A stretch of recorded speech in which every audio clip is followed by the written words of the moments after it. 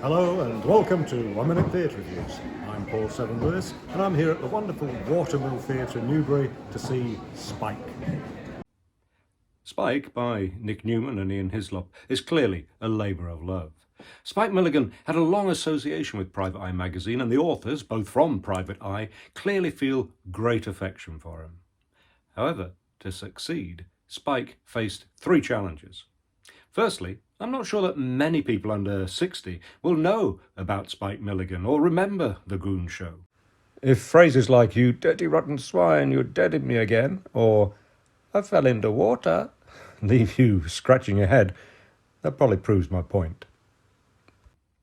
Secondly, the actors couldn't hope to recreate the geniuses that were Milligan, Peter Sellers and Harry Secombe. They don't try, and instead their characters stand at a slight distance from the originals, giving us an objective insight into this comedy legend that's interesting, but not as funny. Finally, how to convey Milligan's anarchic spirit, which was very much a product of his mental state. Again, it's an excellent observation of him, but the play doesn't get inside him. That's the 1 Minute Review, but keep watching for more about Spike, including what worked and didn't work, what was especially funny that wasn't anything to do with Spike Milligan, and what the clever set was like. If you are one of those people who doesn't know about Spike Milligan, let me explain. He was a brilliant comic writer and performer, best known as the writer of The Goon Show. The trouble is, the last Goon Show to be transmitted on the BBC Home Service was back in 1960, with a couple of TV specials over the next decade or so. It was his surrealist and absurd humour that made the Goon Show a phenomenal hit. Take this brief example.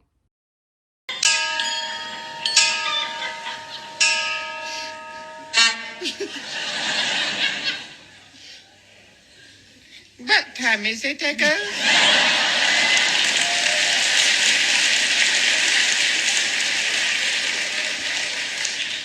Just a minute, I got it written down here on a piece of paper.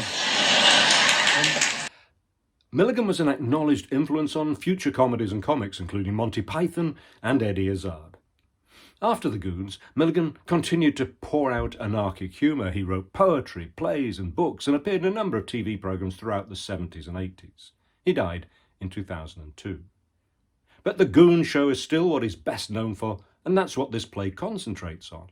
We see the early resistance from the BBC to the show's revolutionary and rebellious style, to the show becoming hugely popular. We also learn about Spike's difficult personal life, his traumatic experience as a soldier in the Second World War, and his mental illness, and how the pressure of writing the Goon Show took its toll. And here's the other challenge.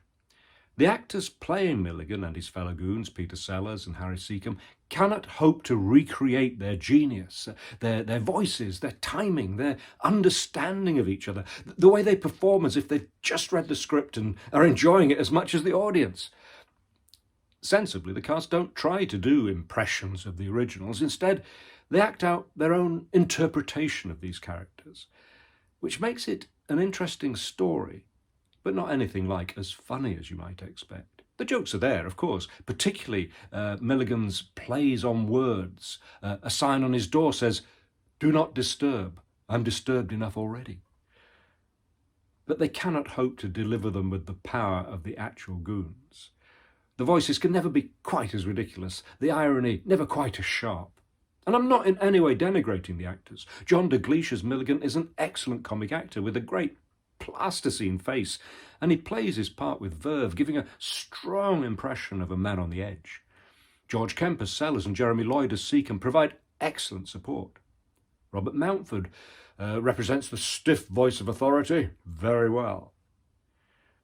The story of tortured comic genius is familiar, as is that of an artist rebelling against and rejected by the establishment, and until, following success, the establishment finally embraces him. But it's still a story worth telling. To beef up the laughs, the writers cleverly weave in an almost discrete story about sound effects. Now, these effects are an important part of the Goon Show, and although I said it was nothing to do with Spike Milligan, he was the one who set the challenge to the sound effects people.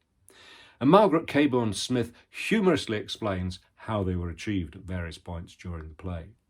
I think with nothing to compare, this gets the biggest response from the audience. Director Paul Hart, who is the Watermill's artistic director, keeps up a good pace, so you won't be bored. And Katie Lias helps by keeping her set design simple. The stage represents a recording studio that, with minimal changes, converts to various offices, a battleground, a pub, and Spike's home. She uses the backs of the stage well. I mean, often there are Milliganish cartoons telling us the location of the scene, and projections high up suggest the state of Milligan's mind. And there's the third challenge. In a play mainly about Milligan's mental state, how do you convey it? Yes, John Dagleish sparks and crumples, and yes, the story tells us how, in his mind, his battle with army officers becomes a battle with the BBC authorities. This is interesting and fun, but rather plodding, in a way that Milligan would never have been, as is suggested by the cover of the programme. As a tribute to Spike Milligan, maybe Nick Newman and Ian Hislop needed to inject their play with more of their hero's anarchic spirit. I still enjoyed it, and I give Spike 3 stars. I hope you found this review interesting. If you did and you want to know about my future reviews, please subscribe by clicking on the link below. And if you want to read my reviews, go to 1minutetheatre.reviews.co.uk. Thank you for watching.